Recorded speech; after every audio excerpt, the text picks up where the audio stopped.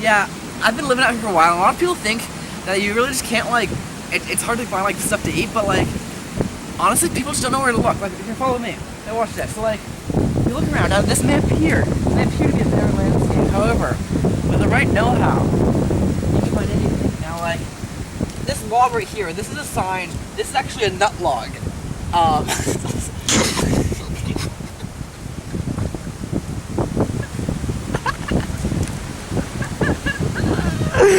Oh my god, okay. We'll cut that part out.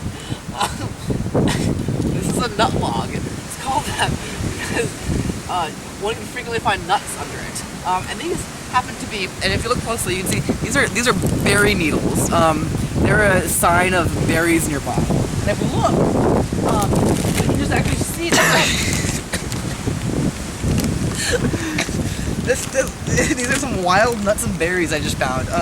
And they're pretty good. It says they've got 150 calories per serving.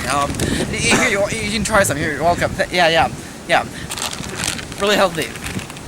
But yeah, this is what it's like to rough it, honestly. Like,